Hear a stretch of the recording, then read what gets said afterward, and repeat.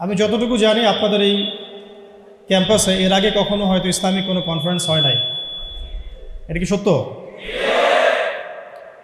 সেই হিসাবে আজকের দিনটা আপনাদের জন্য অনেক অনেক মেমোরেবল একটা ডে। আজকে আপনাদের এই প্রতিষ্ঠানে সর্বপ্রথম ইসলামিক কোনো কনফারেন্স অনুষ্ঠিত হয়েছে, আলহামদুলিল্লাহ। তো আমরা দোয়া করি আজকের এই কনফারেন্স যারা আয়োজন করেছেন, যারা সহযোগিতা করেছেন, যারা অনুমতি প্রদান করেছেন এবং যারা বক্তা হিসেবে এসেছেন, ওলামায়ে কেরাম যারা নসিহত করেছেন এবং উপস্থিত যারা শ্রোতা আছেন দিনী ভাই ও বোন, সকলকে আল্লাহ পাক যেন দিনের জন্য কবুল করেন, আমিন। দুনিয়া এবং আখিরাতে জাযায়ে খায়ের দান করেন, আমিন। অনেক আলোচনা শুনেছেন সারাদিন, তো লম্বা করে আলোচনা করার সুযোগ নেই, সময় সংক্ষিপ্ত। মৌলিক কয়েকটা কথা আপনাদের সাথে শেয়ার করতে চাই। যার পড়াশোনা যত বেশি হবে ইনশাআল্লাহ কথা তত কম হবে। আর উপস্থিত শ্রোতা যদি পড়াশোনা করেন তাহলে কথা বলে শান্তি পাওয়া যায়। তো আমি অনুরোধ করব যে আজকের আলোচনা শুধু শুনেই চলে যাবেন না, বরং নিজেরা পড়াশোনা করা, লেখাপড়া করার প্রত্যয় ব্যক্ত করবেন। আল্লাহ পাক তৌফিক দান করেন। একটা ছোট্ট ঘটনা থেকে শুরু করতে চাই। ঘটনাটা ছোট্ট, কিন্তু এর যে গ্লোবাল ইম্প্যাক্ট এটা অনেক বড় ছিল। আজকে থেকে প্রায় 1450 বছর আগে আমরা একটা সমাজ দেখেছিলাম, যেই সমাজটাকে আমরা বলতাম আইয়ামে জাহিলিয়াত। আইয়ামে জাহিলিয়াত অর্থ হচ্ছে অন্ধকারাচ্ছন্ন দিন। এই কথাটা এখনকার সেকুলার সমাজে বা ইসলাম বিরোধী শিবিরে একটা গালিতে পরিণত হয়েছে, আইয়ামে জাহিলিয়াত। কখন আমরা প্রশ্ন করি না যে কেন আমরা সেই যুগটাকে আইয়ামে জাহিলিয়াত বলি, কি কারণে বলি? আসলে কি সেই যুগটা আইয়ামে জাহিলিয়াতের সবচেয়ে বড় যুগ ছিল, নাকি ওই আইয়ামে জাহিলিয়াতগুলো এখনও আমাদের সমাজে আছে? এই বিষয়গুলো আমরা কখনো ভাবি না বা আলোচনা করি না। গল্পের শুরুটা এখান থেকে করছি যে ওই সমাজটাকে আমরা আইয়ামে জাহিলিয়াত বলছি মূলত 5টা কারণে। একটু মনে রাখার চেষ্টা করবো ইনশাআল্লাহ। শেষের দিকে যদি সময় পাই তাহলে আপনাদেরকে আমি কিছু প্রশ্ন উত্তর ধরব, যদি আপনারা বলতে পারেন। বলতে পারলে কোনো পুরস্কার নাই, দোয়া, শুধু দোয়া। 1 নম্বর কারণ ছিল শিরক, আল্লাহ পাকের তাওহীদের সাথে, একত্ববাদের সাথে অংশীদার সাব্যস্ত করা, শিরক। আমাদের ইউনিভার্সিটিতে শিরক নামে কোনো চ্যাপ্টার নাই, কোনো ফ্যাকাল্টি নাই। আল কোরআনুল কারীমে আল্লাহ পাক বলেছেন ইন্না শিরকা লাযুলমুন আযীম, পৃথিবীতে সবচেয়ে বড় জুলুমটাই হচ্ছে শিরক। কিন্তু শিরক কি এবং কেন, কত প্রকার, কিভাবে এখান থেকে বাঁচবো, এরকম কোনো ফ্যাকাল্টি আমাদের ইউনিভার্সিটিগুলোর মধ্যে নাই। ব্যাপারটা কি অদ্ভুত না? নবী সাল্লাল্লাহু আলাইহি ওয়াসাল্লাম বলেছেন শেষ জামানায় সবচেয়ে বড় ফিতনা হবে মাসিহুদ দাজ্জাল। মাসিহুদ দাজ্জাল আনফর্চুনেটলি সবচেয়ে বড় ফিতনা সম্পর্কে আমাদের কোনো ফ্যাকাল্টি নাই। অথচ নবী সাল্লাল্লাহু আলাইহি ওয়াসাল্লাম বলেছেন যে পৃথিবীতে আদম আলাইহিস সালাম থেকে শুরু করে শেষ নবী মুহাম্মদ সাল্লাল্লাহু আলাইহি ওয়াসাল্লামের উম্মত পর্যন্ত দাজ্জালের চেয়ে ভয়ঙ্কর কোনো ফিতনা আসে নাই, আসবেও না। কিন্তু আমাদের কোনো ফ্যাকাল্টি নাই। দাজ্জাল কে, কেন, কিভাবে, কোথা থেকে আসে, উৎপত্তি কি, তার ফাংশন কি, তার রোলটা কি হবে, কিভাবে সে ফিতনা ছড়াবে, তার ফিতনাগুলো কেমন হতে পারে, ইত্যাদি ইত্যাদি। এক্সকিউজ মি ভাইয়া, এটা কোনো নাট্যমঞ্চ না। এটা কিন্তু মানে গতানুগতিক কোনো অ্যারেঞ্জমেন্ট না যে আপনি এখানে যা ইচ্ছা তাই করতে পারেন। এটা দিনই হালাকা। আপনি এখানে যদি বসেন তাহলে কোরআন এবং সুন্নাহ এর মূলনীতি মেনেই বসতে হবে। এটা সবার জন্য বলছি আর কি। তো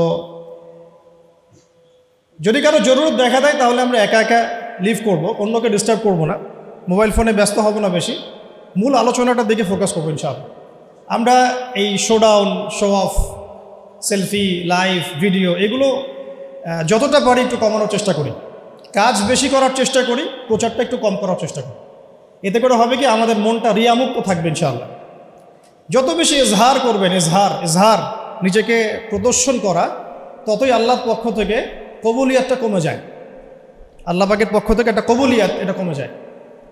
আর যারা নিজেদেরকে আড়াল করার চেষ্টা করেন, তারা যদি আল্লাহর কাছে মকবুল হন, কবুলিয়াত প্রাপ্ত হন, আল্লাহ পাক তাকে জাতির সামনে নিয়ে আসবেন ইনশাআল্লাহ। তো এই ব্যাপারটা আমরা আল্লাহ পাকের হাতে ছেড়ে দেই ইনশাআল্লাহ তাআলা। তো যেটা বলছিলাম যে বড় বড় বিষয়গুলো নিয়ে আমাদের কোনো ফ্যাকাল্টি নাই, এটা অদ্ভুত না?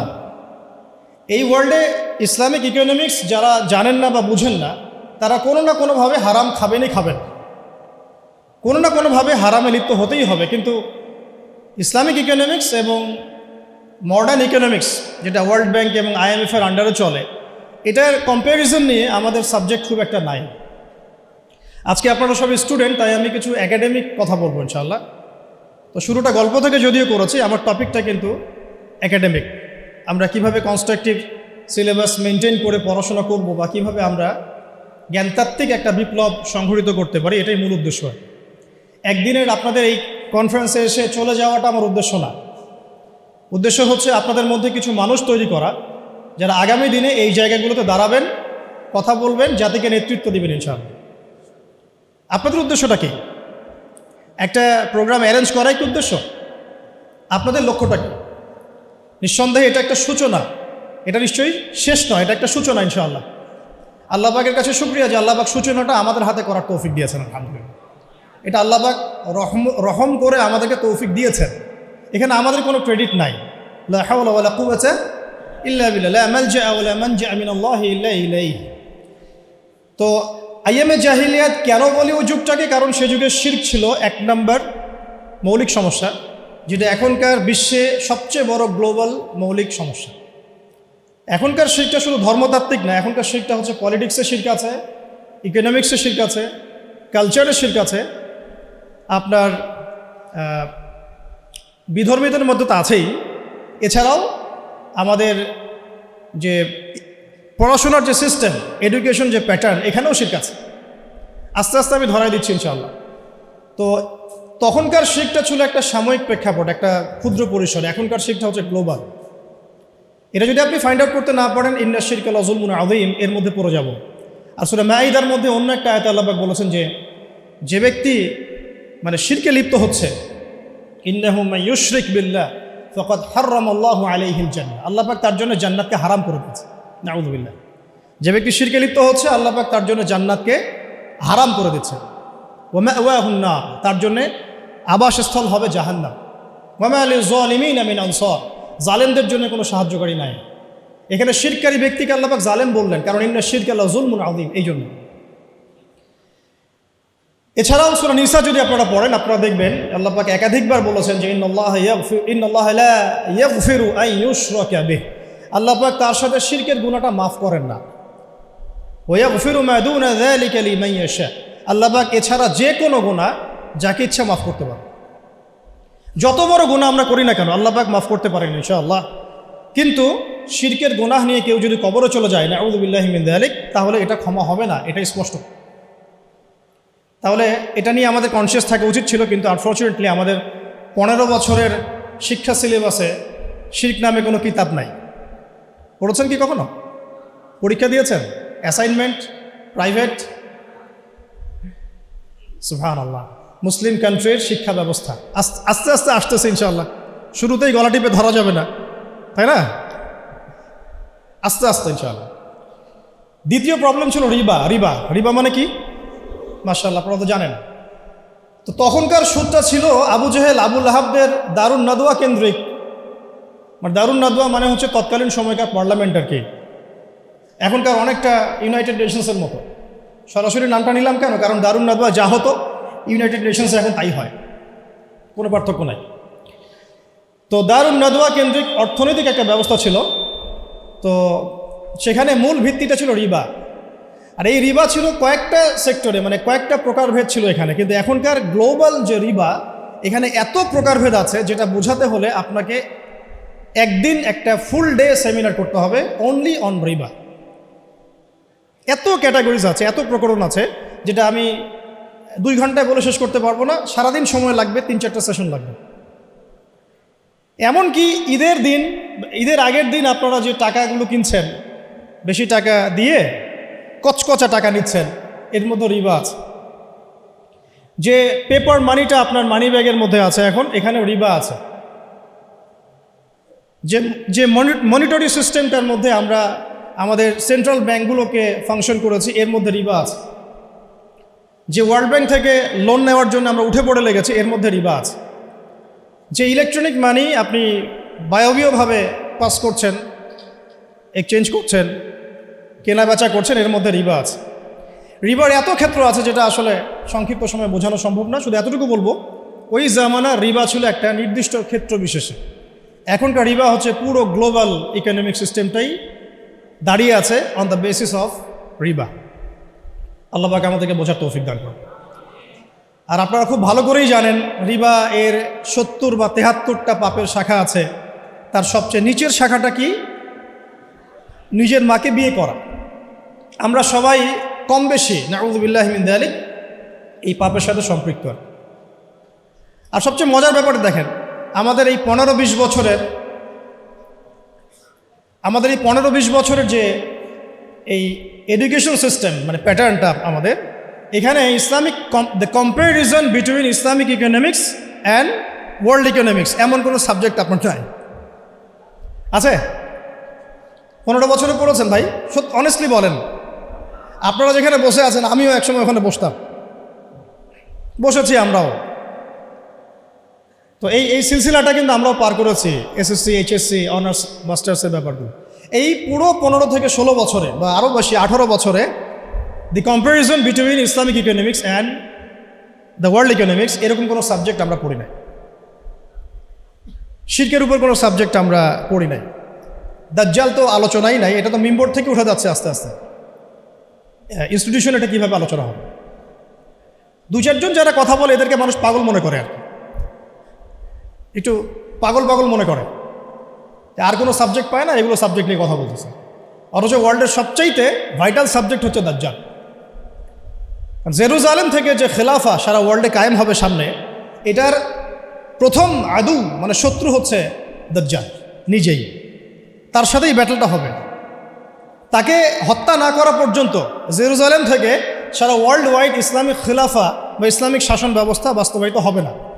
তাহলে আমাদের সবচেয়ে বড় এনিমির সাথে আমাদের বোঝাপড়ার জন্যে তার সম্পর্কে তো জানাশোনার দরকার ছিল একটু, নাকি? শত্রু সম্পর্কে যে জানে না, সে কি শত্রুকে ডিফিট করতে পারবে? বরং সে ডিফিটেড হবে। এটাই হয়ে আসতেছি আমরা। আপনারা আরবের চিত্রগুলো একটু দেখেন কি হচ্ছে। ইশারা দিলাম, বাকিটা আপনারা বুঝে নেন। 3 নাম্বার প্রবলেম ছিল মাদক। মনে থাকবে তো ইনশাল্লাহ? 1 নাম্বারটা কি ছিল? 2 নাম্বার? 3 নাম্বার খামর মাইসির, মাদক এবং জুয়া। মানে এখন ধরলাম মাদক।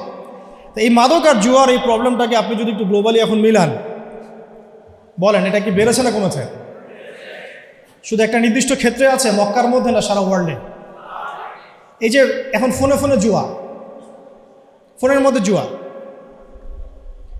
বাইরে জুয়া, আইপিএলে জুয়া, বিপিএলে জুয়া, ক্রিকেটে জুয়া, ফুটবলে জুয়া, সব জায়গায় জুয়া চলছে। ইভেন ফোনের মধ্যেও জুয়া, অনলাইনেও জুয়া, রাইট, অনলাইনেও জুয়া। আর মাদকের কথা বাদ দিলাম। আগে তো না হয় মানুষ কিছু মাদক খেয়েছে, যেই মাদক সম্পর্কে আল্লাহ পাক সার্টিফাই করেছেন যে ওই মাদকের মধ্যে কিছুটা কল্যাণ আছে। আয়াতটা পড়ে দেখেন, সূরা বাকারায় আছে, ইয়াসআলুনাকা আনিল খামরি ওয়াল মাইসির, তারা তোমাকে খামর এবং মাইসির সম্পর্কে জিজ্ঞাসা করে। কুল ফীহিমা ইসমুন কাবীর ওয়া মানাফিউ লিন-নাস, বলো সেখানে যা আছে তার বেশিরভাগই হচ্ছে নোংরামি, পাপ, খারাপ, কিন্তু কিছুটা উপকারিতা আছে। এটা কিন্তু কোরআনে আছে। আর এখনকার মাদকগুলো এত ডেঞ্জারাস যে আপনাকে হিপনোটাইজ করে ফেলতে পারে। এমনও মাদক বের হয়েছে যেটা খাওয়ার প্রয়োজন নাই, শুধু তার দিকে যদি একটু ফু দেয়, উপাদানটা দিয়ে একটু ফু দেয়, সে অলরেডি হিপনোটাইজড হয়ে যাবে। সে নিজেই তার চেইন, সোনা দানা, মানি ব্যাগ বের করে দিয়ে দিবে মানুষ। এটাও একটা ওয়ান কাইন্ড অফ মাদকের মধ্যে। তো এখন এটা গ্লোবাল সমস্যা। আমি আপনাদেরকে বোঝাতে চাচ্ছি যে কম্প্যারিজনটা খুব বেশি দরকার, যে আমরা কি আসলে আইএমএ জাহিলিয়াত থেকে বের হতে পেরেছি কিনা। গল্পটা একটু ছোট হলেও মেসেজগুলো অনেক ডিপ। 3 নম্বর হচ্ছে, এটা 3 বললাম না, 4 নম্বর হচ্ছে নারী জাতির অবমাননা। এটা ছিল আইএমএ জাহিলিয়াতের সুন্নত। সুন্নাহ মানে আদর্শ, এই জন্য বললাম সুন্নত। আইএমএ জাহিলিয়াতের সুন্নাত। মেয়েদেরকে জীবন্ত কবর দেওয়া হতো। এখনও দেখা যায় গর্ভে মেয়ে বাচ্চা এসেছে, এটা শুনলে অনেকেই বাচ্চাদেরকে পেটেই মেরে ফেলছেন। যদিও বাংলাদেশ মুসলিম কান্ট্রি বলে এর সংখ্যাটা অনেক কম, কিন্তু আমাদের পার্শ্ববর্তী রাষ্ট্রে এটা সংখ্যা অনেক বেশি। মেয়েদের বৈবাহিক অধিকার দেওয়া হতো না, সম্পত্তির অধিকার দেওয়া হতো না। তো এখন বা এটা কোথায় হচ্ছে? বিবাহ বহির্ভূত সম্পর্কে এখনকার সমাজ জর্জরিত। জিনা এখন সমাজে প্রকট, ব্যভিচার প্রকট। এখনকার সমাজে মেয়েদের সম্পত্তির অধিকার পর্যন্ত আমরা নিশ্চিত করতে পারি নাই। এমনকি শিক্ষার অধিকারটুকু কিন্তু অনেক ক্ষেত্রে নিশ্চিত হয় নাই।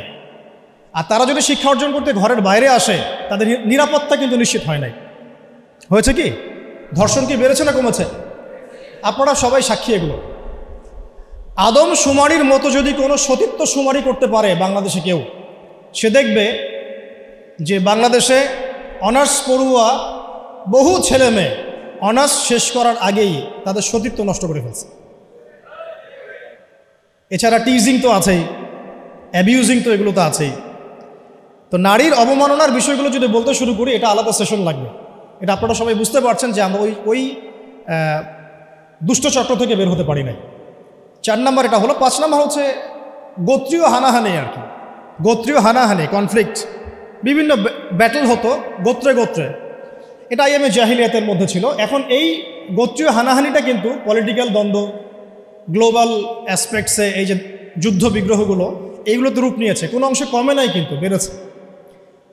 নবী সাল্লাল্লাহু আলাইহি ওয়াসাল্লামের পুরো যুগে এই 23 বছর যদি আমরা হিসেব করি, দেখব যত ব্যাটল হয়েছে সব মিলে মোটামুটিভাবে 2 থেকে 3 হাজার মানুষ হয়তো মারা গেছে। আল্লাহু আ'লাম বিস-সাওয়াব, আল্লাহ ভালো জানেন। এখনকার হিস্ট্রিগুলো যদি পড়েন, ভিয়েতনাম যুদ্ধে কতজন মানুষ মারা গেছে, যখন চাইনিজদের মধ্যে কনফ্লিক্টটা হয়েছিল মাও সেতুংয়ের সময়, তখন কতজন মানুষ মারা গেছে। রাশিয়ানদের সোভিয়েতের সময়, ওই বিপ্লবের সময় কতজন মানুষ মারা গেছে। আচ্ছা, ফার্স্ট ওয়ার্ল্ড ওয়ারে আসেন, কতজন মানুষ মারা গেছে। সেকেন্ড ওয়ার্ল্ড ওয়ারে আসেন, কতজন মানুষ মারা গেছে। কতজন না, কত কোটি। কতজন না, সংখ্যাটা কিন্তু কত কোটি। এটা ছিল ইংল্যান্ডের ওয়ার্ল্ড অর্ডার। তো ইউএসএর যে ওয়ার্ল্ড অর্ডার, যখন সে পৃথিবীতে আসছে অ্যাজ এ রুলিং স্টেট, তখন সারা বিশ্বে যত যুদ্ধ বিগ্রহ হয়েছে, এর মধ্যে কত লক্ষ কত কোটি মানুষ মারা গেছে। সবচেয়ে বড় কিলার স্টেট পৃথিবীতে এটা, যেটার সাথে বন্ধুত্ব করার জন্য আমরা উঠে পড়ে লেগেছি এখন। আর আমি একটা জিনিস সতর্ক করতে চাই আপনাদেরকে, যে ইয়াজুজদেরকে তাড়িয়ে দিয়ে মাজুজদেরকে মাথার উপরে নিয়ে আসবেন না। ইশারা দিয়েছি, এটা রূপক অর্থে বলেছি। আবার এটা মনে করবেন না যে এরাই মাজুজ, এটা জুলকার নাইনের সেই ইয়াজুজ মাজুজ না, আমি রূপক অর্থে বলেছি। কারণ ইয়াজুজ আর মাজুজের ফাংশন কি? ইন্না ইয়াজুজ ওয়া মাজুজ মুফসিদুনা ফিল আরদ। হে জুলকার নাইন, আমাদের জন্য একটা দেয়াল নির্মাণ করে দাও, কারণ ইয়াজুজ আর মাজুজ আমাদের জমিনে ফাসাদ সৃষ্টি করছে। ইউফসিদুনা ফিল আরদ, ইউফসিদুন, তারা ফাসাদ সৃষ্টি করছে। ফাসাদ, ফিতনা, ফাসাদ। তো এগুলো কি ফাসাদ না? তার মানে সারা ওয়ার্ল্ডে যারা ফিতনা এবং ফাসাদ ছড়িয়ে বেড়ায়, তারা কোনো না কোনোভাবে ইয়াজুজ আর মাজুজের ফিতরত বা খাসলত লালন করে। ফিতরত, খাসলত সরাসরি না হলেও ওই আদর্শ লালন করে। তো সতর্ক করতে চাই যে ইয়াজুজের পরিবর্তে কোনো মাজুজকে আমরা যেন মাথার উপরে না নিয়ে আসি।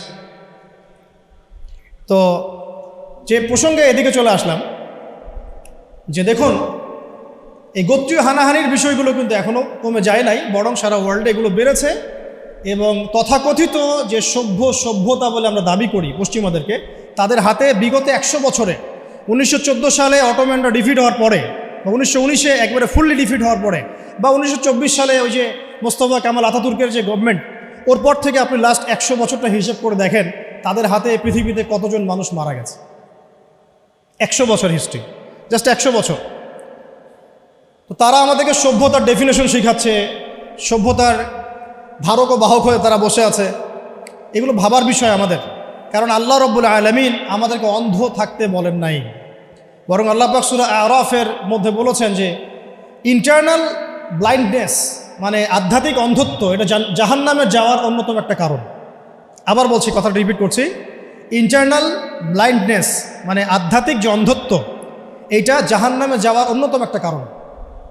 আমাদেরকে আধ্যাত্মিকভাবে অন্ধ থাকলে চলবে না। আল্লাহ পাক সূরা আরাফের মধ্যে বলেছেন যে ওয়ালাকাদ যারানা লিজাহান্নামা কাসীরাম মিনাল জিন্নি ওয়াল ইনস, আর এটা খুব ভালো করে শোনেন স্টুডেন্ট যারা আছেন, আল্লাহ পাক বলেছেন যে আমি প্রচুর জিন আর প্রচুর মানুষকে দিয়ে এই জাহান্নাম পূর্ণ করবো। নাউযুবিল্লাহ। কি অপরাধে? এক, লাহুম কুলুবুন লা ইয়াফকাহুনা বিহা, কলব দিয়েছিলাম উপলব্ধি করে নাই, এটা একটা কারণ। ওয়ালাহুম আযানুন লা ইয়াসমাউনা বিহা, কান দিয়েছিলাম শোনে নাই, এই কান না, এই কান, এই কানে সবাই শোনে, কান দিয়েছিলাম শোনে নাই। ওয়ালাহুম আ'য়ুনুন লা ইউবসিরুনা বিহা, চোখ দিয়েছিলাম দেখে নাই, এই চোখ দিয়ে সবাই দেখে, এই চোখ, সবাই এই চোখ দিয়ে দেখতে পারে না। এটা হলো আধ্যাত্মিক অন্ধত্ব, যেটা জাহান্নামে যাওয়ার একটা কারণ। আল্লাহ পাক আমাদেরকে বোঝার তৌফিক দান করে। আল্লাহ পাক পরে বলেছেন উলাইকা কাল আনআম, এরা হচ্ছে মানুষ না, এরা হচ্ছে জানোয়ারের মতো। আনআম মানে গবাদি পশু, ক্যাটলস। বাল হুম আদাল, বরং তারা এর চাইতেও নিকৃষ্ট। উলাইকা হুমুল গাফিলুন, তারা হচ্ছে গাফেল সম্প্রদায়। আল্লাহ পাক আমাদের আধ্যাত্মিক অন্ধত্ব দূর করার তৌফিক দান করেন। এখন একটু এই জায়গায় একটু কনক্লুশনে আসি। এই যে 5টা প্রবলেমের কথা আমি বললাম, এই 5টা প্রবলেম এখনকার ওয়ার্ল্ডে আছে না নাই? শর্ট স্কেলে আছে না লার্জ স্কেলে আছে? গল্পটা হচ্ছে যে এই 5টা জাহেলিয়াতপূর্ণ সমাজ ব্যবস্থাকে আল্লাহ রাব্বুল আলামিন একজন ব্যক্তির হাত দিয়ে এবং একটা কিতাবের মাধ্যমে পরিবর্তন করে দিয়েছেন। আলহামদুলিল্লাহ। ভলিউমটি একটু বাড়ানো। আবার বলছি, এই যে 5টা জাহিলিয়াতে পূর্ণ সমাজ ব্যবস্থা, যেটাকে আমরা আইয়ামে জাহিলিয়াত বলছি, এই আইয়ামে জাহিলিয়াতকে আল্লাহ রাব্বুল আলামিন একজন ইলাহ, এক আল্লাহ, একজন নবীর হাতে একটা কিতাবের মধ্য দিয়ে পরিবর্তন করে দিয়েছেন মাত্র 23 বছরে। সুবহানাল্লাহ। আবার বলছি, একজন আল্লাহ, একজন নবী, একটা কিতাবের মাধ্যমে আল্লাহ রাব্বুল আলামিন উইদিন 23 ইয়ার্স ওই আইয়ামে জাহিলিয়াতকে শুধু পরিবর্তনই করেন নাই, বরং ওইটা চেঞ্জ করে একটা নতুন আলোকিত সমাজ বিনির্মাণ করেছেন। বিনির্মাণ বলবো না, আমি বলবো প্রতিষ্ঠিত করে দিয়েছে, যেটার ফল এখন পর্যন্ত আমরা ভোগ করছি 1450 বছর পরে এসে। আমরা এই কথাগুলো জানলাম কিভাবে? ওই 1450 বছর আগেকার মেহনতের ফসল। আমরা পড়াশোনা করে দেখছি যে আসলাফদের এত বড় বড় কিতাব আছে যেগুলো এখন পর্যন্ত অনুবাদই হয় নাই। আমরা যা পেয়েছি আমাদের সামনে, এটা হবে মূল লেখার হয়তো 3 ভাগের 1 ভাগ, 2 ভাগ অনুবাদই হয়নি এখন পর্যন্ত, অনুবাদ করাই হয়নি, সেই যোগ্যতা সম্পন্ন তালেবে ইলমও বের হয়নি। খুব গভীর বিষয়গুলো, আল্লাহ পাক আমাদেরকে বোঝার তৌফিক দান করুন। এখন তাহলে কনক্লুশন হচ্ছে, এরকম সমাজ ব্যবস্থা পরিবর্তন করা সম্ভব। সেই আল্লাহ রাব্বুল আলামিনের দাসত্ব লাগবে, সেই একজন নবীর আনুগত্য লাগবে, এবং সেই একটা কিতাবের হক আদায় করতে হবে, এবং সেই নবী মুহাম্মদ সাল্লাল্লাহু আলাইহি ওয়াসাল্লামের সুন্নতকে অনুসরণ করতে হবে, ঠিক সাহাবায়ে কেরাম রাদিয়াল্লাহু আনহুম আজমাইন যেভাবে করেছেন সেইভাবে। এই তো সম্ভব কি সম্ভব না, এটা প্রথম প্রশ্ন। এটা কি তাত্ত্বিক কথা যে সম্ভব না, প্র্যাকটিক্যালি হয়েছিল কখনো, এবং হয়ে কি সেটা মানে থেমে গিয়েছিল না, এটা বছরের পর বছর, যুগের পর যুগ চলেছে? আমি তো বলবো শতাব্দীর পর শতাব্দী চলেছে, তাই না? অটোম্যানদের যে মানে খিলাফা স্টেট যেটাকে আমরা বলছি, এটা তো অ্যাবলিশ হয়েছে বেশি দিন হয় নাই, 100 বছর, হাইয়েস্ট হলে 120 বছর হবে। এর আগ পর্যন্ত বিশ্ব কিন্তু এভাবেই দেখেছে। নবী সাল্লাল্লাহু আলাইহি ওয়াসাল্লামের যুগ, 4 খলিফার যুগ, উমাইয়াদের প্রায় 100 বছরের শাসন ব্যবস্থা, তারপর আব্বাসীয়দের প্রায় 550 বছর শাসন ব্যবস্থা, তারপরে ফাতেমিরা ছিল একদিকে, ওইদিকে কর্ডোভার দিকে আব্দুর রহমান তার শাসন ছিল, তারপরে মামলুকরা এসেছে, মোগলরা শাসন করেছে, তুর্কিরা করেছে, এভাবে চলেছে, বছরের পর বছর চলেছে। লাস্ট 100 বছরে আমাদের চিত্রটা একদম টোটালি ডিফারেন্ট। আমরা এখন মানে ডমিনেটেড, আগে আমরা ডমিনেট করতাম সারা ওয়ার্ল্ডকে, এখন আমরা ডমিনেটেড। তবে এটাও বেশি দিন থাকবে না ইনশাআল্লাহ, কারণ অচিরেই আবার সেই খেলাফা স্টেট সামনে আসছে ইনশাআল্লাহ। এটা যে আসছে এর তো এক্সাম্পল আপনারাই, যেটা যেখানে হওয়ার কথা না সেটা সেখানে হচ্ছে, মানে কি, মানে টেবিল ঘুরছে আলহামদুলিল্লাহ। এবং আমরা আমাদের তরুণ ভাইদেরকে অনেক আশাবাদী, কিন্তু কিছু কিছু বিষয়ে সংশোধন করার দরকার, সেটা আমি টাচ করবো আজকে। এটাই আমার আলোচনার শেষ অংশ হবে ইনশাআল্লাহ। এখন একটা বিষয় খালি আজকে ফোকাস করব, যেটা সব তো একদিনে করা সম্ভব না। আপনাদের কি মনে হয় এই সমাজটা পরিবর্তন হয়েছে কি শুধুমাত্র মিষ্টি মিষ্টি কথায়, না কোনো ত্যাগ এবং স্যাক্রিফাইস ছিল? শুধু কি সৎ কাজে আদেশ করেই হয়েছে, না অসৎ কাজে নিষেধ করতে হয়েছে? আমরা কি শুধু দাওয়াতের কাজই করেছি, না ক্ষেত্র বিশেষে আমাদেরকে লড়তেও হয়েছে? প্রয়োজনে আমাদেরকে মার খেতে হয়েছে, সবর করতে হয়েছে, আবিসিনিয়াতে চলে যেতে হয়েছে, তায়েফে যেতে হয়েছে, মদিনায় হিজরত করতে হয়েছে, প্রয়োজনে বদরে যেতে হয়েছে, উহুদে আসতে হয়েছে, খন্দকে আসতে হয়েছে, কখনো পররাষ্ট্রনীতি অ্যাপ্লাই করতে হয়েছে, কখনো সন্ধি করতে হয়েছে, কখনো শান্তি চুক্তি করতে হয়েছে। এক একটা ক্ষেত্রে এক এক রকম ইনিশিয়েটিভ আমাদেরকে নিতে হয়েছে। তবে একটা বিষয় আমরা এক জায়গায় ছিলাম, সেটা হচ্ছে এক আল্লাহ, একজন নবী, একটা জামা, একটা ইমারা, একটা কিতাব, একটা সুন্নাহ। এই জিনিসগুলোতে যখন ভাটা পড়েছে তখন আমাদের শক্তি কমে গেছে। কথা কি বুঝতে পারছেন? গল্পটা হচ্ছে এই যে নবী সাল্লাল্লাহু আলাইহি ওয়াসাল্লাম এই সমাজে জন্মগ্রহণ করেও এই সমাজের জাহিলিয়াতের মধ্যে তিনি মিশে যান নাই, বরং এগুলো থেকে তিনি দূরে ছিলেন। যখন তার কাছে ওয়াহি এসেছে, ওয়াহি আসার পর থেকে মাত্র 23 বছর সময় নিয়েছেন তিনি। এই 23 বছরে তিনি ওই পুরো সমাজের সমস্ত জাহিলিয়াতকে দূর করে নতুন একটা সমাজ বিনির্মাণ করেছেন, আলহামদুলিল্লাহ। এবং আমরা বুঝলাম যে এটা আমাদের দ্বারাও সম্ভব ইনশাআল্লাহ। এটা আমাদের দ্বারাও সম্ভব ইনশাআল্লাহ, নাকি সম্ভব না? তো সম্ভব হতে হলে যে কয়েকটা কাজ করতে হবে, সে কয়েকটা কাজ আগে বলে নেই, মুখস্থ করেন। এক, সর্বপ্রথম আমাদেরকে ইলমের চর্চা করতে হবে, জ্ঞানের চর্চা করতে হবে। 1 নম্বর মনে থাকবে তো ইনশাআল্লাহ? কোন জ্ঞানের চর্চা করব? যেই জ্ঞান আমাকে আল্লাহ পর্যন্ত পৌঁছে দেয় সেই জ্ঞান। কোন জ্ঞানের চর্চা করব না? যেই জ্ঞান আমাকে আল্লাহ থেকে দূরে সরায় দেয়। সিম্পল। কোন জ্ঞানের চর্চা আমি করব? যেই জ্ঞান আমাকে আল্লাহ পর্যন্ত পৌঁছে দেয়। কোন জ্ঞানের চর্চা আমি করব না? যে জ্ঞান আমাকে আল্লাহ থেকে দূরে সরায়। 1। 2 নম্বর হচ্ছে, আমি কি শুধু একমুখী জ্ঞানে শিক্ষিত হব? উত্তর হচ্ছে না। এই যুগকে যদি আমরা ডিল করতে যাই এবং কোরআন সুন্নাহকে হাতে নিয়ে ওয়ার্ল্ডকে চ্যালেঞ্জ করতে চাই, তাহলে আমাকে ভার্সেটাইল নলেজ রাখতে হবে। তবে আমার ভিত্তিটা হবে অবশ্যই তাওহীদের জ্ঞান দিয়ে, কোরআনের জ্ঞান দিয়ে, সুন্নতের জ্ঞান দিয়ে। এরপরে আমি যেদিকে যাব সেটা আমি বাছাই করব, কিন্তু আমার ভিত্তিটা যেন হয় কোরআন এবং সুন্নাহ ভিত্তিক শিক্ষা ব্যবস্থা দিয়ে। এটা নিয়ে দুটো কথা আছে, পরে বলছি ইনশাআল্লাহ। 3 নম্বর যে কাজটা করতে হবে সেটা হচ্ছে, যা শিখবো তার উপরে আমল করতে হবে। যা শিখবো তার উপরে আমল করতে হবে। আমলবিহীন জ্ঞান দিয়ে কোনো কাজ নাই। ইলম শিখলাম কিন্তু আমল নাই, এটা দিয়ে সমাজ পরিবর্তন হবে না, ব্যক্তিও পরিবর্তন হবে না। 4 নম্বর, একা একা ইলম চর্চা করব না, বরেণ্য ওলামায়ে কেরামদের সোহবতে জ্ঞান শিখব। একটা প্রতিষ্ঠানে আমরা পড়াশোনা করছি, এখানে আপনারা পড়ছেন, আপনি কি একা একা পড়ছেন? একটা সিস্টেম আছে, টিচার আছেন, সিলেবাস আছে। আপনি কি বাসায় বসে অনলাইনেই মাস্টার্স করে ফেলছেন? না, প্রতিষ্ঠানে আসছেন, টিচারের সামনে বসছেন, ক্লাস করছেন, অ্যাসাইনমেন্ট জমা দিচ্ছেন, কোচিং করছেন, প্রয়োজনে মেসে থাকছেন, প্রয়োজনে বাড়িঘর বিক্রি করে দিয়ে ফর্ম ফিল আপ করছেন। আপনার তো স্যাক্রিফাইস আছে, তাই না? আপনারও তো অনেক অবদান আছে। এমনি এমনি তো আপনি সার্টিফাইড হচ্ছেন না, ডিগ্রি অর্জন করছেন না। ঠিক সেম, যদি আপনি দিনের জ্ঞান অর্জন করতে চান, তাহলে ওলামায়ে কেরামদের কাছে আপনাকে আসতে হবে। আরবিতে একটা প্রবাদ আছে খুব সুন্দর, যে জ্ঞানের কাছে আসতে হয়, জ্ঞান কারো কাছে যায় না। জ্ঞানের কাছে আসতে হয়, জ্ঞান কারো কাছে যায় না। জ্ঞানের একটা গায়রত আছে, জ্ঞান সহজে কাউকে ধরা দেয় না। যদি আপনি আপনার সমস্ত কিছু জ্ঞান অর্জনের জন্য ব্যয় করেন, তাহলে জ্ঞান আপনাকে তার সামান্য কিছু দিবে, সব দিবে না, সামান্য কিছু দিবে। ইলমের গায়রতটা এরকম। তো এটা করা, তাহলে ওলামায়ে কেরামদের সাথে সোহবতে থাকা, পরামর্শ ভিত্তিক চলা, একা একা না চলা। একা একা চললে দেখা যাবে নেক্সট শুরুতে ধোকা খাবেন আপনি। কেউ যদি একা একা ডক্টর হয়, চেম্বার খুলে বসে, আপনি কি রুগী দেখাবেন? অনেস্টলি বলেন। ওই যে এক ভাই, ধরেন আমাদের এক ভাই, নাম এক্স আবদুল্লাহ, তো সে বলছে আমি কোনো ইউনিভার্সিটিতে পড়ি নাই, কিন্তু আমি ডক্টর হয়েছি। তা আমি শুধু ডক্টরই হই না, আমি হার্টের স্পেশালিস্ট, নিউরো মেডিসিন স্পেশালিস্ট। আমি অত বড় সাবজেক্ট বাদ দেন, নর্মালি এমবিবিএস। আমরা কি তাকে আসলে বিশ্বাস করব? তার কাছে কি আমরা যাব চিকিৎসা করাতে? আপনি কি অন্য কাউকে সাজেস্ট করবেন, তুমি যাও? আমি যাচ্ছি না, তুমি যাও, আপনি কি এটা বলবেন?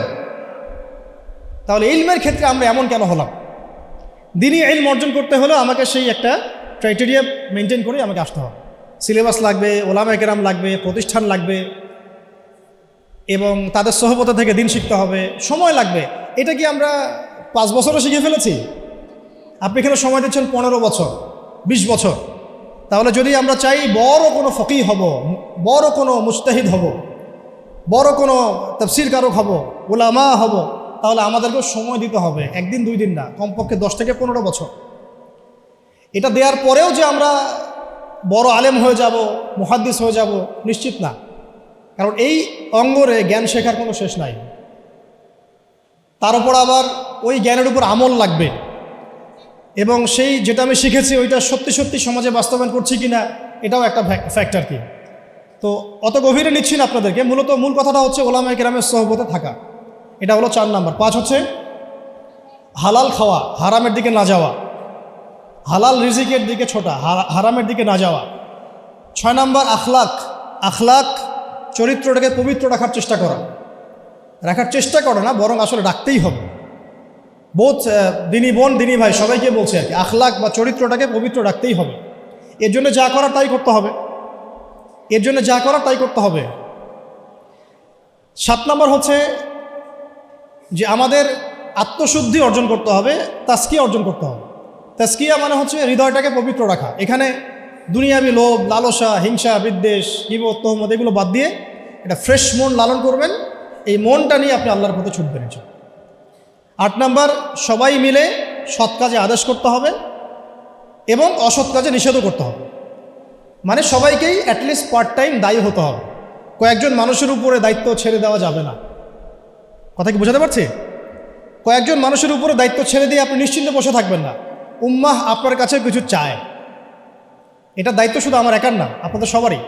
তাই সৎ কাজে আদেশ, অসৎ কাজে নিষেধ সবাইকেই করতে হবে, দিনী ভাই বোন সবাইকেই। এখানে সুরত হচ্ছে যার যতটুকু যোগ্যতা ওই আলোকে করব।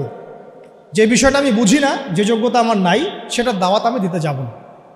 তখন হবে কি, আমি ওইটার দাওয়াত দিলে মানুষ বিভ্রান্ত হবে। ঠিক আমার দাওয়াতে যদি মানুষ আল্লাহর পথে আসে, আমি যেমন নেকি পাবো, ওই রকম আমার দাওয়াতে যদি মানুষ ভুল পথে চলে যায়, আমি কিন্তু গুনাহগারও হব। খেয়াল রাখতে হবে, ঠিক আছে? আর 9 নম্বর হচ্ছে প্রতিভাগুলোকে মূল্যায়ন করা এবং প্রতিভাগুলোকে সততার সাথে বের করা। আপনার মধ্যে কি প্রতিভা আছে, নিশ্চয়ই না কোনো না কোনো প্রতিভা তো আছে। ওই প্রতিভাটুকু অনেস্টলি বের করেন, বের করে আল্লাহর রেজামন্দি, আল্লাহ পাকের সন্তুষ্টির জন্যে ওই প্রতিভাটাকে আপনি দিনের পথে কাজে লাগান। আর 10 নম্বর হচ্ছে মুসলিমদের মধ্যে ঐক্য বজায় রাখেন, বিভক্ত হবেন না। ঐক্য বজায় রেখে চলার চেষ্টা করি ইনশাআল্লাহ তাআলা। এই কাজগুলো যদি একটু ইহসানের সাথে দিল লাগিয়ে এবং দীর্ঘ সময় ধরে করা যায়, আমরা খুব আশাবাদী যে এই তরুণ প্রজন্মকে দিয়ে ইনশাআল্লাহ আগামীতে দিনের বড় কোনো খেদমত হবে ইনশাআল্লাহ। কারণ তাদের ডেডিকেশন আছে, সাহস আছে এবং অনেক ক্ষেত্রে আবেগও আছে, কিন্তু আমরা চাই না এগুলো মিসইউজ হোক। আমরা চাই এগুলো শুধু আবেগের বসে না, বরং বিবেক দিয়ে ভেবে চিন্তা করে একটা কনস্ট্রাকটিভ জীবনের উসুল মেনটেন করে আপনি সামনের দিকে আগান। আল্লাহ পাক তৌফিক দান করেন। এর বাইরে আরও অনেক কথা আছে, টাইম মেনটেন করা, ভালো প্যারেন্টিং, ভালো পরিবার গঠন করা, সন্তান প্রতিপালন, আরও অনেক ব্যাপার আছে। আমি মেজর কয়েকটা বললাম আর, এবং ধারাবাহিকতা বজায় রাখা। আজকে অনেক বেশি করলাম, কালকে নাই, এমন না হওয়া। অল্প করে হলেও প্রতিদিন কিছু কিছু করে করা। তো এই কাজগুলো যদি আমরা করতে পারি, দিন কায়েম হবে ইনশাআল্লাহ। আশাবাদী আপনারা? এখন বাস্তবতা দেখি, বাস্তবতা দেখে আমি আস্তে আস্তে শেষের দিকে যাচ্ছি। অনেক লম্বা করব না, আপনাদের বিরক্তি ধরাবো না। বাস্তবতাটা হচ্ছে এই যে নবী সাল্লাল্লাহু আলাইহি ওয়াসাল্লাম যে ওহীটা প্রাপ্ত হলেন, সূরা আলাকের প্রথম 5টা আয়াত, কয়টা আয়াত? এটাকে ধরে কয়েকটা কথা বলছি আপনার। এই যে 23 বছরের কথা আমি বললাম, যে 23 বছরে সমাজটা পরিবর্তন হয়ে গেছে। এমন সমাজ যে সমাজে এই জাহেলিয়াতগুলো ছিল, কিসের ভিত্তিতে হয়েছে?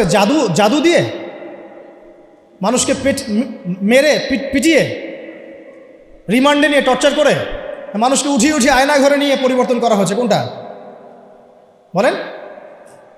মানুষকে দাওয়াত দেওয়া হয়েছে, আল্লাহর দিকে নিয়ে আসা হয়েছে, বুঝানো হয়েছে, মানুষ বুঝে নাই, মানুষ গালিগালাজ করেছে, মেরেছে, সবর করা হয়েছে, প্রয়োজনে দেশ থেকে চলে যাওয়া হয়েছে, তাই না? হিজরত করা হয়েছে। পরে যখন তারা বেশি এগ্রেসিভ হয়ে গেল, তখন আমাদেরকে বদরে আসতে হলো। বদরে তো আমরা প্রথমে যাই নাই, তাই না? রাষ্ট্র যখন কায়েম করেছে তারপরে গিয়েছে। রাষ্ট্র কায়েম করার আগে তো আমরা বদরে যাই না। এখন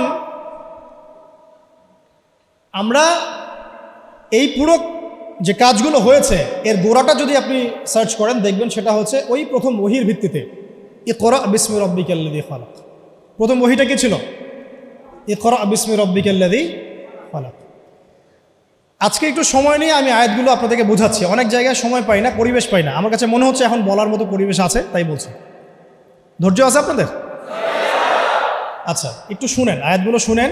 অনেকে এইটুক বলে আর কি, ইকরা বিসমি রাব্বিকাল্লাযী খালাক। এবং আমি দেখেছি অনেক সেকুলার প্রতিষ্ঠান, ইভেন ইংলিশ মিডিয়াম স্কুল কলেজের বাইরেও আয়াতটা লেখা আছে। আসলে এর দ্বারা কী বোঝানো হয়েছে? নবী সাল্লাল্লাহু আলাইহি ওয়াসাল্লাম পেরেশান, এই সমাজটাকে কিভাবে পরিবর্তন করব। তিনি সমাজের এই জাহিলিয়াতগুলো থেকে নিজেকে দূরে সরিয়ে রাখেন, ওই হেরা গুহায় গিয়ে বসে থাকেন। আপনারা যারা নামাজ পড়েন 5 ওয়াক্ত, আপনার কানের পাশে যদি মিউজিক প্লে করা হয় ধুমধারাক্কা, আপনার কি ভালো লাগে? ভালো লাগে কি আপনার? নিশ্চয়ই ভালো লাগে না। আর নবী সাল্লাল্লাহু আলাইহি ওয়াসাল্লাম, যার আগেও কোনো গুনাহ নাই, পরেও কোনো গুনাহ নাই, তার কাছে কেমন করে ভালো লাগবে? তিনি তো একজন নবী। সমাজে এইসব জাহিলিয়াত দেখে তিনি দূরে সরে থাকেন।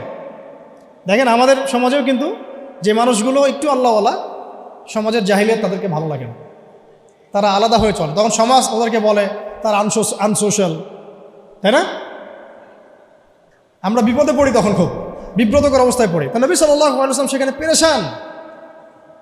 আল্লাহ পাক তখন পেরেশানি দূর করছেন এইভাবে ওহী নাজিল করে, যে আপনি যে সমাজটাকে পরিবর্তন করতে চাচ্ছেন এটা এমনি এমনি হবে না, এটার জন্য জ্ঞানের চর্চা দরকার, জ্ঞানের বিপ্লব দরকার। সুবহানাল্লাহ।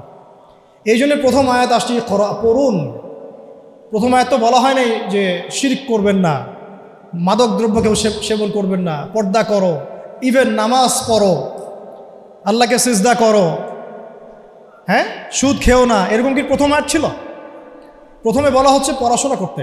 ইকরা বিসমি রাব্বিকাল্লাযী খালাক। ইকরা মানে পড়ুন, ইকরা মানে বিসমি মানে নামে, নাম দ্বারা। রব্বিক, রব্বিক মানে আপনার রবের, রব্বিকা আপনার রবের, আল্লাযী যিনি, খালাকা সৃষ্টি করেছেন। অর্থ দাঁড়াচ্ছে ইকরা বিসমি রাব্বিকাল্লাযী খালাক, পড়ুন আপনার সেই রবের নামে যিনি আপনাকে সৃষ্টি করেছেন। শুরুতে বলেছিলাম, আপনাদের মনে আছে কিনা, যে জ্ঞান আপনাকে আল্লাহর দিকে নিয়ে যাবে সেটাই জ্ঞান।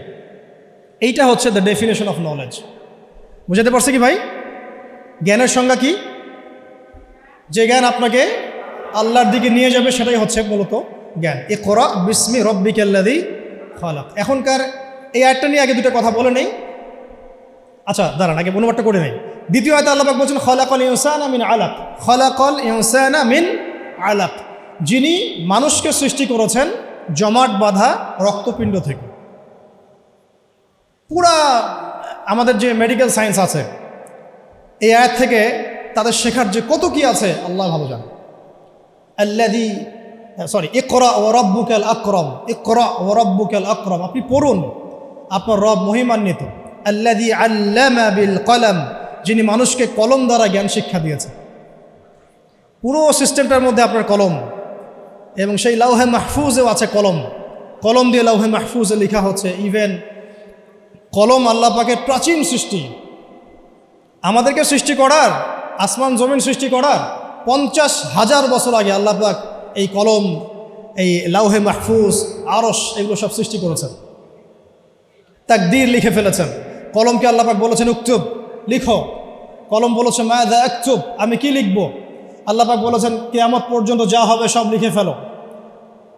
আমরা যে জীব আর জড়র সংজ্ঞা পড়েছি, সংজ্ঞাটা ঠিক না।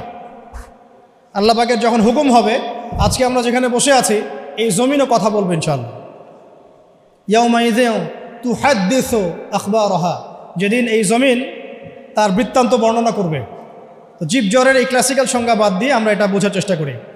তো আল্লাহ পাক বলছেন যে যিনি মানুষকে কলম দ্বারা জ্ঞান শিক্ষা দিয়েছেন। শুধু তাই না, আল্লামাল ইনসানা মা লাম ইয়ালাম, তিনি মানুষকে সেই জ্ঞান শিক্ষা দিয়েছেন যা মানুষ জানত না। আপনারা যখন আর একটু পড়াশোনা করবেন দেখবেন বুদ্ধিবাদ পড়ানো হবে, যে মানুষ বায়োলজিক্যালি জ্ঞান অর্জন করেছে এমনটা পড়ানো হয়।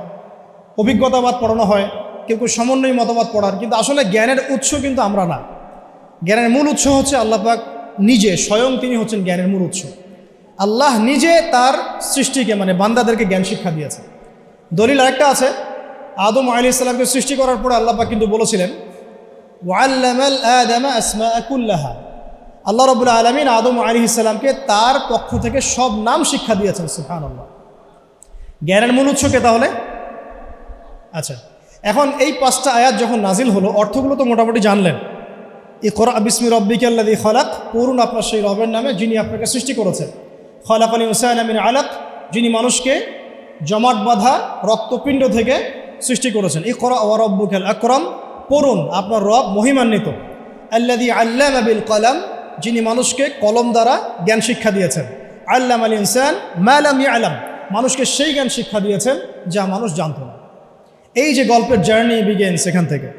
এরপরে 23 বছর পরে আপনি মক্কার দিকে তাকান, দেখবেন সেখানে কোনো শিরক নাই, আছে? কোনো রিবা নাই, আছে? কোনো মাদক নাই, কোনো মেয়ের অবমাননা, ইভেন কোনো জুয়া, ধর্ষণ, বিচ্ছিন্ন দু একটা ঘটনা ঘটতে পারে, কোনো গোত্রীয় হানাহানি, কিচ্ছু নাই। কত বছর? 23 বছর। জার্নিটা কোথা থেকে শুরু হলো? হেরা গুহা থেকে। কোন আয়াত থেকে? ইকরা, পড়ুন থেকে। এখন আপনারাও সব স্টুডেন্ট, আপনারাও পড়ছেন, মাশাআল্লাহ 15 বছর হয়ে গেছে। আমরাও পড়েছি, আমারও 15 বছর চলে গেছে। এর আগেও অনেক জেনারেশন পড়েছে, তাদেরও শত শত বছর চলে গেছে। কিন্তু নবী সাল্লাল্লাহু আলাইহি ওয়াসাল্লামের মতো জ্ঞান দিয়ে সমাজ পরিবর্তন করতে পেরেছে কতজন? বা কেউ কি পেরেছে? আদৌ কি কোনো জাতি এসেছে যারা সেই জ্ঞান দিয়ে পুরো সামাজিক সমস্ত সমস্যার সমাধান টানতে পারে?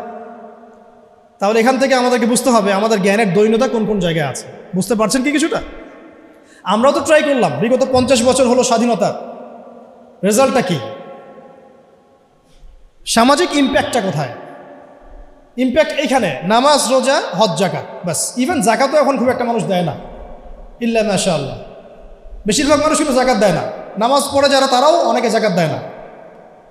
কিন্তু ইসলামের অন্যান্য যে বিধানগুলো আছে, এই বিধানগুলোর কয়টা সমাজে বাস্তবায়িত হয়েছে? একটাও কি হয়েছে? আসলে একটাও হয়নি। এখন যদি আপনি আমাকে বলেন যে ভাই আপনাকে আমি উপদেষ্টা বানাই দিলাম, এখন তো উপদেষ্টা ফেসবুকে হয় আর কি। তো এখন যাই হোক, যোগ্যতা থাক না থাক, এমপি টেমপি হয় মানুষ, ওইদিকে আসবো আমি, ফিনিশিংটা ওইদিকেই দিব ইনশাল্লাহ। একটু ধৈর্য ধরেন, শেষ করতেছি। দৈন্যতাটা দেখাবো, দৈন্যতা কোথায়, দৈন্যতাগুলো কোথায়। যদি বানায় দেন এবং আমাকে যদি বলেন ভাই কোরআনের তো আছে যে চুরি করলে চোরের হাত কেটে ফেলো, ব্যভিচার করলে রজম করো, তারপরে বেত্রাঘাত করো, মাদকদ্রব্য সেবন করলে বেত্রাঘাত করো, তারপরে হত্যা করলে কিসাস করো, মুরতাদ হয়ে গেলে তাকে মৃত্যুদণ্ড দাও, কেউ নবীকে গালি দিলে সাল্লাল্লাহু আলাইহি ওয়াসাল্লাম তাকেও হত্যা করো।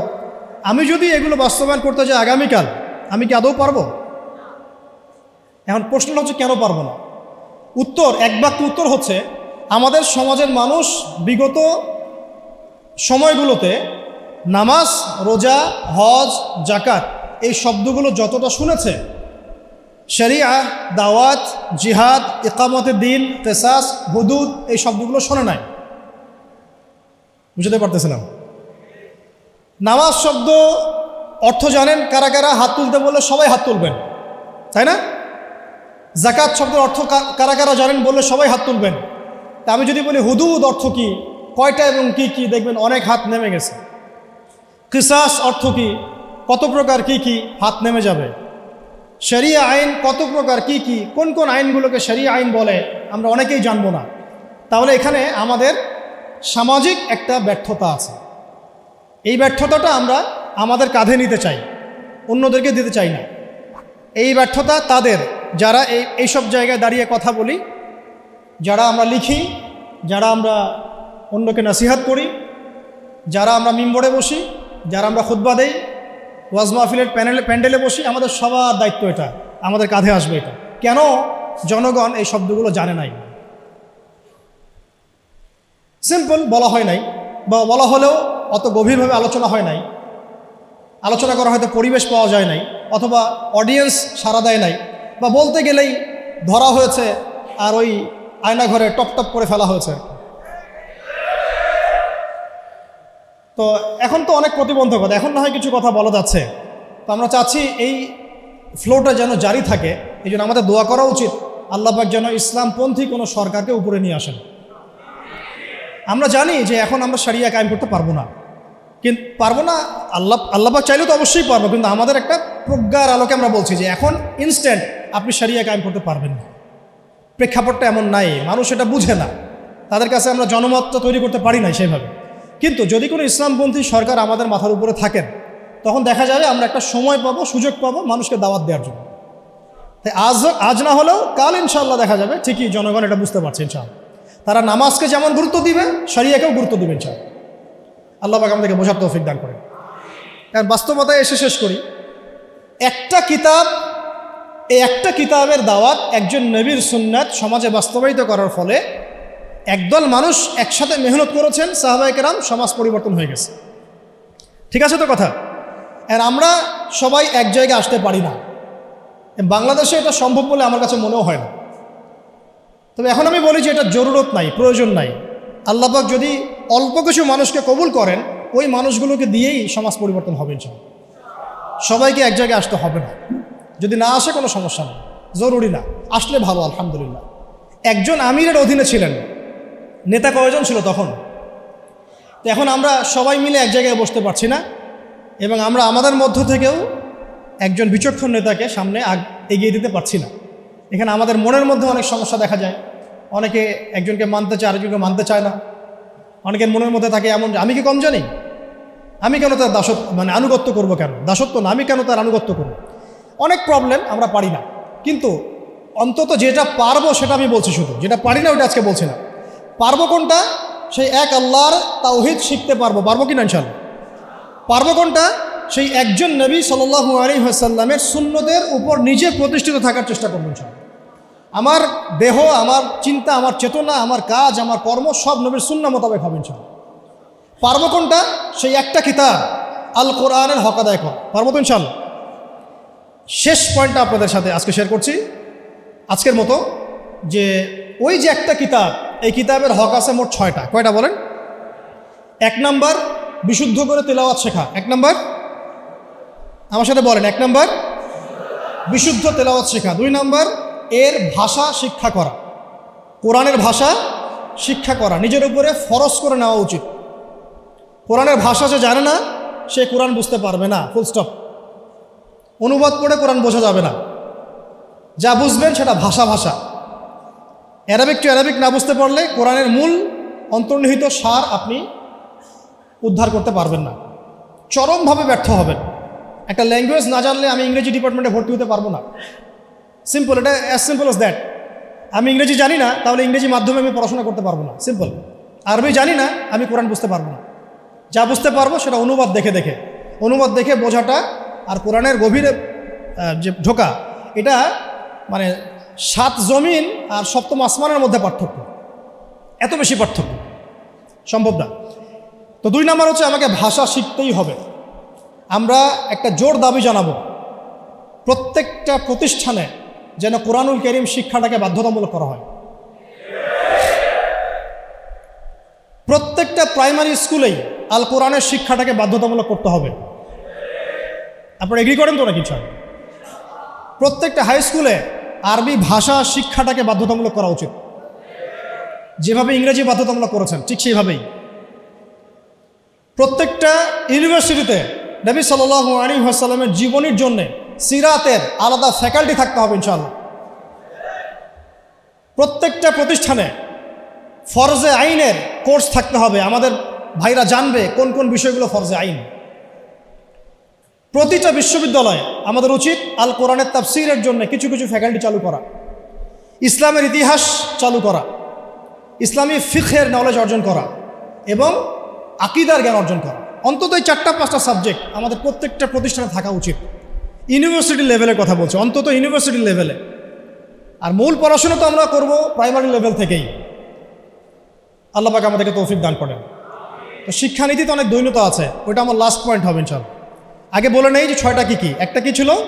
কোরআনের বিশুদ্ধ তেলাওয়াত শেখা। 2, এর ভাষা শিক্ষা করতেই হবে আপনাকে আমাকে। 3 নাম্বার হচ্ছে কোরআনের অর্থ বোঝার চেষ্টা করতে হবে, কোরআনের অর্থ বোঝার চেষ্টা করা, এবং এটা একা একা হবে না, ওলামায়ে কেরাম লাগবে। 4 নাম্বার আল কোরআনের সমস্ত আদেশ মেনে চলতে হবে। রাজি আছি ইনশাআল্লাহ? 5 নাম্বার আল কোরআনের সমস্ত নিষেধ বর্জন করতে হবে। পারা যাবে ইনশাআল্লাহ? এবং 6 নাম্বার আল কোরআনের দাওয়াত মুসলিম অমুসলিম সবার ঘরে ঘরে পৌঁছাতে হবে ইনশাআল্লাহ। এটাকে আপনার লাইফের চ্যালেঞ্জ হিসেবে, অ্যাম্বিশন হিসেবে গ্রহণ করেন। আল্লাহ পাক তৌফিক দান করেন। শেষ কথাটা হচ্ছে এই দৈন্যতাটা শোনেন। আমি কয়েকটা দাবি উত্থাপন করলাম না, যে কোরআনুল কারীম প্রাইমারি লেভেল থেকে, হাই স্কুল লেভেল থেকে অনার্স মাস্টার্সে আসতে হবে, সিরাত আসতে হবে, আকিদা আসতে হবে। দৈন্যতা দেখেন, আমাদের স্বাধীনতার কত বছর হয়েছে? 50 পার হয়েছে না? আচ্ছা, আপনারা তো আমার চেয়ে অনেক ভালো জানেন, আমার চেয়ে আপনারা অনেক ভালো জানেন বাংলাদেশে প্রাইমারি স্কুলের সংখ্যা কত? কেউ কি বলতে পারবেন এক্স্যাক্ট ফিগারটা কত? কেউ বলতে পারবেন? আচ্ছা, আমরা একটা গেস করি, 10 লক্ষ হবে? হবে না মনে হয়। 1 লক্ষ হবে? 1 লক্ষ হবে? 68,000 হবে? হওয়ার তো কথা, 68,000 তো হওয়ার কথা। আচ্ছা, আমি এটা বাদ দিলাম, ধরলাম যে আমাদের বাংলাদেশে 50,000 প্রাইমারি স্কুল আছে। চলে কাদের আন্ডারে? গভর্নমেন্টের আন্ডারে, তাই তো? গভর্নমেন্ট তো চেঞ্জ হয়েছে বিভিন্ন সময়, হয়েছে না? আচ্ছা, মূল দৈন্যতা ধরে নেন, এটাই শেষ অংশ আলোচনা। এই অ্যাপ্রক্সিমেটলি 50,000 প্রাইমারি স্কুলে নিঃসন্দেহে 5 লাখ স্টুডেন্ট পড়াশোনা করে কমপক্ষে, অথবা 10 লাখ, অথবা 15 লাখ, অথবা 20 লাখ। আপনি সমস্ত স্টুডেন্টদেরকে যারা ক্লাস 5 পাস করেছে সবাইকে একটা ময়দানে জড়ো করেন, তাদের সবাইকে শুধুমাত্র সূরাতুল ফাতিহা এর তেলাওয়াতটা শুদ্ধ হয় কিনা যাচাই করেন, দেখবেন 90% তেলাওয়াত ঠিক নাই। যে 10% তেলাওয়াত ঠিক আছে তারা শিখেছে বাসায় বা কোনো হুজুরের কাছে বা কোনো মক্তবে, নট স্কুলে। এটা আপনার মুসলিম প্রধান দেশের শিক্ষা ব্যবস্থা। I am very sorry to say, এবং আমি ক্রিটিসাইজ করতে চাচ্ছি না, আমি জাস্ট নসিহতমূলকভাবেই বলছি কথাগুলো। কারণ আমরা এই জাতির একটা পার্ট তো অবশ্যই। এই জাতি তো আমাদেরও, এই সমাজ তো আমাদেরও, এই রাষ্ট্র তো আমাদেরও, নাকি আমরা ভেসে আসছি? আপনার ছোট্ট মেয়েটা বা ছেলেটা বা আপনার ভাই বোন যে ক্লাস 5 পাস করেছে প্রাইমারি স্কুলে বা কোনো বেসরকারি স্কুলে বা কোনো ইংলিশ মিডিয়াম স্কুলে, সে আল কোরআন তেলাওয়াত তো দূরে থাক, সূরা ফাতিহা বিশুদ্ধ করে পড়তে পারে না। আর আমরা নিজেদেরকে মুসলিম দাবি করছি, তার মানে আমরা কোরআনকে গুরুত্ব দিই না। সিম্পল। আপনার ওই ক্লাস 5 পাস করা ছেলেটা বাংলা পড়ে, কবিতা পড়ে, ইংরেজি পড়ে, অঙ্ক পড়ে, সবই পড়ে, কোরআন পড়ে না, তার মানে আপনি কোরআনকে গুরুত্ব দেন না। সিম্পল। কোরআন আপনার কাছে 4th সাবজেক্ট, আমার কাছে 4th সাবজেক্ট। মুসলিম প্রধান দেশের শিক্ষা সিস্টেম। আমরা অনেক কথা বলছি, উপদেষ্টা, এই প্যানেল, সেই প্যানেল, কমিশন। শিক্ষা কমিশন নিয়ে কোনো আলোচনা হচ্ছে না, শিক্ষা কমিশনটা গঠন করা হচ্ছে না, সেই প্রাচীন কমিশন আবার ইম্পোজ করার চেষ্টা করা হচ্ছে। অথচ শিক্ষা হচ্ছে জাতির মেরুদণ্ড। আমার মেরুদণ্ডই ঠিক নাই, আমি ব্যাংকিং সিস্টেম কীভাবে চেঞ্জ করব? খালি মদের বোতল চেঞ্জ করলে হবে, নাকি নতুন বোতলে পুরাতন মদ খাওয়াতে চাচ্ছেন? কোনটা? এটাই তো, মদের বোতল চেঞ্জ করলে হবে? আমরা কি নতুন কোনো বোতলে সেই পুরাতন মদ খেতে চাই? এবার আসেন, এই 50,000 প্রতিষ্ঠানের স্টুডেন্টদের কথা বাদ দেন, তাদেরকে যারা পড়ায় সেই সমস্ত শিক্ষকদেরকে একটা জায়গায় বসান। এই সমস্ত শিক্ষকদের কোরআন তেলাওয়াত চেক করেন, এদের 90%, তাদের 90% কোরআন বিশুদ্ধ করে তেলাওয়াত করতে পারেন। তারা আপনার বাচ্চার শিক্ষার দায়িত্ব নিয়েছে। আমার বাচ্চাকে এমন একজন টিচার পড়ায় যে আল্লাহর কিতাব পড়তে পারেন, যে মুসলিম। আমি অমুসলিমদের কথা বলছি না, এখানে কোনো অমুসলিমদের কিনা আলোচনা হচ্ছে না, ঠিক আছে? সরায় দেন। এবার আসেন হাই স্কুল, সংখ্যা কত? দেখবেন লাখ লাখ। হাই স্কুলের সব স্টুডেন্টদেরকে বসান, একজন একজন করে চেক করেন, দেখবেন এদের মধ্যেও মিনিমাম 80% কোরআন তেলাওয়াত করতে পারেন। তার হাই স্কুলে পড়াশোনা করেছে 8 থেকে 10 বছর, 8 থেকে 10 বছর, প্রায় লক্ষ লক্ষ টাকা খরচ করা হয়েছে, সময় দিয়েছে, তারা পরিশ্রম করেছে, পরীক্ষার পর পরীক্ষা, এক সেমিস্টার আরেক সেমিস্টার, এক টার্ম আরেক টার্ম, কোচিং, প্রাইভেট, অ্যাসাইনমেন্ট, এইটা সেইটা, কোরআন তেলাওয়াত করতে পারে না। আর আমরা আইএমএ জাহিলিয়াতকে চেঞ্জ করতে চাচ্ছি, অথচ আমি দেখালাম চেঞ্জটা হয়েছে ইকরা বিসমি রাব্বিকাল্লাযী খলাক দিয়ে। জার্নি এখান থেকে শুরু হয়েছে। এমন কোনো সাহাবী আপনি খুঁজে পাবেন না যিনি কোরআন তেলাওয়াত করতে পারেন। এমন কোনো সাহাবী আপনি পাবেন না যিনি কোরআনের অর্থ বুঝেন না। এমন কোনো সাহাবী পাবেন না যিনি কোরআনের আদেশ নিষেধ মানেন না, দাওয়াতের কাজ করেন না। এবার এই হাই স্কুলের সব বাচ্চাদেরকে সরায় দেন, সরায় দিয়ে সব টিচারদেরকে বসান। হাই স্কুলের যারা টিচার তাদের মধ্যে ম্যাক্সিমামই 70% তো হবেই আমার ধারণা ইভেন সূরাতুল ফাতিহা আপনাদের শুদ্ধ না, সূরা ফাতিহা শুদ্ধ না। আপনারা লক্ষ লক্ষ স্টুডেন্টের ভবিষ্যৎ বিনির্মাণের দায়িত্ব নিয়ে বসে আছেন, কোরআন তেলাওয়াত করতে পারেন না। আপনি কোরআনকে গুরুত্ব দেন না। ইলমের মূল যে সোর্স, জ্ঞানের মূল যে উৎস, তার সাথে আপনার কোনো তাল্লুক সম্পর্ক নাই, কিন্তু আপনি জাতির শিক্ষক, বেতন পাচ্ছেন, ভাতা পাচ্ছেন, কোনো কোনো ক্ষেত্রে আপনি পেনশন পাচ্ছেন, ইত্যাদি ইত্যাদি। একটু উপরে যাই, এই যে বলেছিলাম শেষে একটু চেপে ধরবো আর কি, এটা চেপে ধরার সময় খুব বেশি হয়ে যাচ্ছে নাকি? প্র্যাকটিক্যাল কিছু কথা, শেষ 5 মিনিট ইনশাআল্লাহ। এরপরে আরেকটু উপরে যাই, আপনারা কোন লেভেলে আছেন? অনার্স। অনার্স লেভেলে বাংলাদেশের প্রতিষ্ঠান নিশ্চয়ই 1000-এর কম না, হ্যাঁ? রিনাউন্ড প্রতিষ্ঠান, স্ট্যাবলিশড। তাদের সমস্ত স্টুডেন্টের মধ্যে ছেলে আছে, মেয়ে আছে, সবাইকে একটা মাঠের মধ্যে বসা সবাইকে একজন একজন করে ইন্ডিভিজুয়ালি অনলি সূরা ফাতিহার তেলাওয়াত শুনুন, অনলি সূরা ফাতিহা। আমি কিন্তু আল কোরআনের পুরা অনুবাদের কথাও বলি নাই, তাফসীরের কথাও বলি নাই, অর্থের কথাও বলি না, কিছুই বলি না। দেখবেন এর মধ্যে মিনিমাম 60%-এর তেলাওয়াত সহিহ না, করতেই পারে না, দাঁত ভেঙে যাচ্ছে। সে পড়াশোনা করছে 15 থেকে 16 বছর ধরে, আরও বেশি হতে পারে, আরও বেশি হবে। এখানে 10 বছর, এখানে 2, 18, এদিকে 20, 18 থেকে 20। আমরা মুসলিম প্রধান দেশে থাকি, এটা আমাদের শিক্ষা ব্যবস্থার অবস্থা। এবং আমরা আবার মানে চাইও যে আল্লাহর জমিনে দিন কায়েম হোক। আমরাই আবার চাই যে আল্লাহর জমিনে দিনটা কায়েম হোক। আর যে বাকিরা পারে তারা কোথায় শিখেছে? হয় কোনো মাদ্রাসায়, হয় কোনো মক্তবে, অথবা ইন্ডিভিজুয়ালি কোনো ওস্তাদের কাছে। নট অ্যাকাডেমিক্যালি, নট ইনস্টিটিউশনালি, যেখানে সে পড়ে সেখানে সে শিখে নাই। তার সাবজেক্ট এটা নাই, তার সাবজেক্টে 12টা সাবজেক্ট আছে। তার যে একটা সাবজেক্ট নিয়ে অনার্স পড়ে, আপনারও তো 6টা সাবজেক্ট আছে ফ্যাকাল্টিতে, আছে না? ওই সাবজেক্টের মধ্যে কোরআন নাই, তাফসীর বলিনি আমি, অর্থও বলি নাই, হিফজও বলি নাই, ভাষাও বলি নাই, কোরআনের সাহিত্যের কথা বলি নাই, শুধু বলেছি কোরআন তেলাওয়াতটুকু নাই। আপনারা কি দাবি করেন যে আপনারা মুসলিম প্রধান দেশে থাকেন? এটা একটা চরম সেকুলার স্টেট, এটা ইসলামিক স্টেট নয়, এটা একটা চরম রকমের সেকুলার স্টেট, যেখানে নামাজ, রোজা, হজ, জাকাত, তসবিহ, তাহলিলের মধ্যে ইসলামকে সম্বন্ধ করা হয়েছে। শিক্ষা, অর্থনীতি, রাজনীতি, সংস্কৃতি, এগুলো থেকে ইসলামকে মাইনাস করে দেওয়া হয়েছে। এটাই জাতির সবচেয়ে বড় দুঃখ, সবচেয়ে বড় দুর্দশা। আল্লাহ পাক আমাদেরকে বোঝার তৌফিক দান করেন।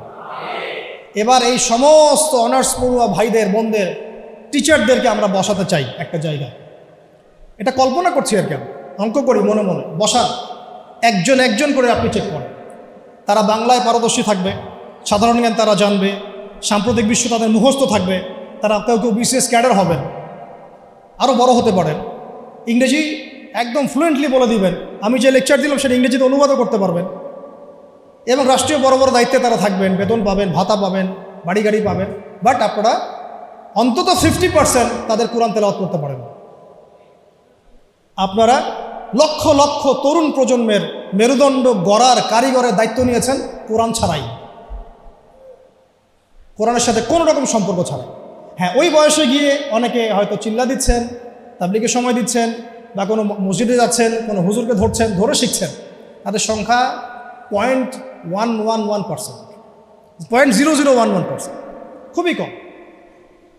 বেশিরভাগ তো বলছেন যে ফ্রি মিক্সিং থাকলে সমস্যা নাই, ক্লাসে এগুলো পড়ানোই যায়, ট্রান্সজেন্ডার এটা কোনো বিষয় না, রিবা এটা কোনো বিষয় না, এই যুগে কি ওইসব বিষয় চলে, এগুলো মৌলবাদী বিষয়, ইত্যাদি ইত্যাদি। আপনারা পশ্চিমাদের ভাষায় কথা বলছেন। এবার এই সব সরায় দেন, মাস্টার্সের ভাইদেরকে বসান, সেম অবস্থা। লম্বা করছে না, মাস্টার্সের টিচারদেরকে বসান, সেম অবস্থা। এখন বাইরে আছে আমাদের বেসরকারি ইংলিশ মিডিয়াম প্রতিষ্ঠানগুলো, তাদেরকে বসান, সেম অবস্থা। কিন্তু কোনো কোনো ক্ষেত্রে দেখা যায় তাদের মধ্য থেকে কোরআনের হাফেজ বের হয়েছে।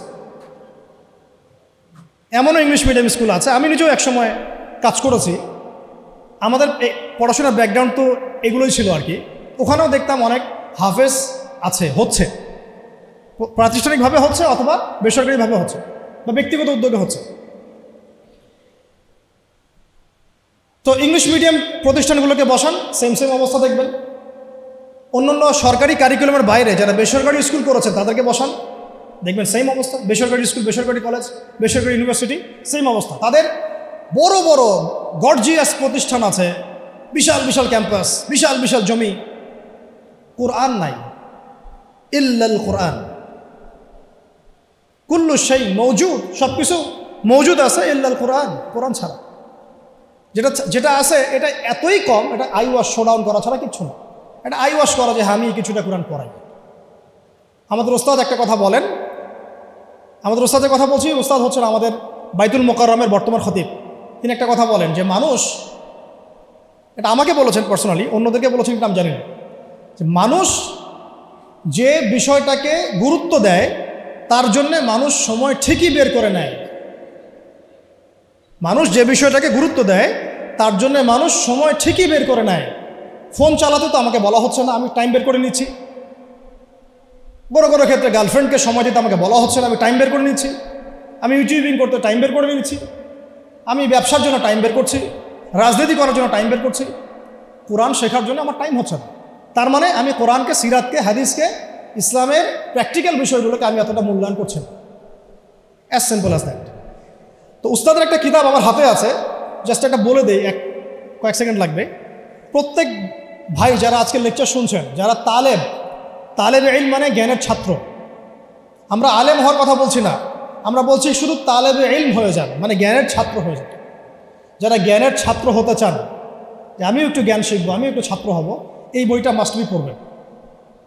বইটার নাম হচ্ছে তালেবান ইলম পথ পাথেয়। এই তালেবান মানে তালেবান ভাই না, আবার আফগানিস্তানের তালেবান ভাইদের কথা বলা হচ্ছে না। তলেব মানে হচ্ছে কি, ছাত্র, অনুসন্ধানকারী। তলেব মানে কি, অনুসন্ধানকারী, মানে যে জ্ঞান শিখতে চায়। তলেবান ইলম, ইলমের তালেব যারা, জ্ঞানের অনুসন্ধানী যারা, তাদের জন্য পথ ও পাথেয়। এত চমৎকার একটা কিতাব, যেটা একবার পড়তে শুরু করলে আপনার কাছে মনে হবে শেষ না করে না উঠি। কিতাবটা বাসায় সংগ্রহ করে পড়ার চেষ্টা করুন ইনশাআল্লাহ। বাংলাদেশের সৌভাগ্য যে বাংলাদেশে বাইতুল মোকাররম তার মতো মানের একজন খতিব পেয়েছে, আলহামদুলিল্লাহ। আমরা এটাই চাই যে এভাবেই ইসলামের একটা প্রসার ঘটতে থাক। এতে করে আগামী 5 বছর 10 বছর পরে যে বাংলাদেশ আপনারা দেখবেন, সেটা দেখে অবশ্যই পশ্চিমারা আমাদের দিকে তেড়ে আসবে। আমরা চাচ্ছি আসুক ইনশাআল্লাহ। শেষ কথা, এবার এই পুরো শিক্ষা সিস্টেমটা যারা পরিচালনা করেন তাদের সবাইকে একটা জায়গায় বসাই, অঙ্ক করি মনে মনে আর কি, সবাইকে একটা কনফারেন্স হলে বসাই দেন, যারা যারা এই শিক্ষা সিস্টেমটাকে ডিল করে, যারা নীতি নির্ধারক, পলিসি মেকার এই শিক্ষা সিস্টেমের, যেটা বিগত প্রায় 40-50 বছর থেকে চলছে মুসলিম কান্ট্রিতে আর কি, যার ভুক্তভোগী আমরা সবাইকে আপনি একটা জায়গায় বসান। আমি গ্যারেন্টি দিচ্ছি তাদের 80% সূরা ফাতিহা পড়তে পারবে, আরও বেশি হতে পারে। আমি কমায় বলছি, বাকি যারা পারে তারা ব্যক্তিগত উদ্যোগে শিখেছে। এবার আরেকটু করে যাই, এই শিক্ষা কমিশনটা যারা নিয়ন্ত্রণ করে, এই সমস্ত পার্লামেন্ট সদস্যদেরকে বসান, তারাই তো নিয়ন্ত্রণ করে, তাই তো? 360 জনকে বসান, স্পিকার সাহেব সহ। তাদের মধ্যে কেউ কেউ হয়তো সহিহ বুখারী পড়েছে বলে দাবি করে আর কি। তো যাই হোক, তাদেরকে বসান একটা জায়গায়। এটা আমি বিনয়ের সাথে বলছি, লজ্জার কিছু নাই এবং আঘাত করতে যাচ্ছি না। এটা তাদেরও তো পরকাল আছে না, আল্লাহর সাথে তো তাদেরও সাক্ষাৎ করতে হবে। যদি বলে আমাদেরকে কেউ দাওয়াত দেয় নাই, আমরা সেই জায়গা দিচ্ছি না, আমি দাওয়াত দিয়েছি আপনাকে, আমি আপনাকে দাওয়াত দিয়েছি, এটা আপনার দলিল, হুজ্জাত। এই 360 জনকে বসান, বসিয়ে আপনি তাদের সবার কোরআন তেলাওয়াতটা চেক করেন। আমি আপনাকে গ্যারান্টি দিচ্ছি তাদের 90% বিশুদ্ধ করে কোরআন তেলাওয়াত করতে পারেন। তারা পুরো রাষ্ট্রের শিক্ষা সিস্টেমটাকে নিয়ন্ত্রণ করছেন, পলিসি মেকারদেরও পলিসি মেকার, আরও বেশি হবে।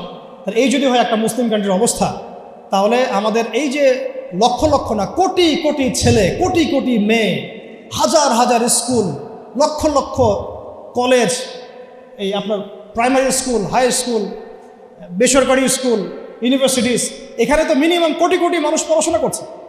এই কোটি কোটি মানুষের শিক্ষার দায়িত্ব যারা নিয়েছেন তারা কোরআনুল কারীমকে মূল্যায়ন করেন নাই। এই কোরআন বিবর্জিত, সুন্নত বিবর্জিত, সিরাত বিবর্জিত, ইসলামের নীতি নৈতিকতা বিবর্জিত একটা শিক্ষা ব্যবস্থা কিভাবে একটা জাতিকে ইসলামী রাষ্ট্রের দিকে নিয়ে যেতে পারে, এটা আপনাদের কাছে আমার প্রশ্ন। এই প্রশ্ন রেখে আমি আমার বক্তব্য শেষ করছি। ওয়া আখিরু দাওয়ানা আনিল হামদুলিল্লাহি রাব্বিল আলামিন।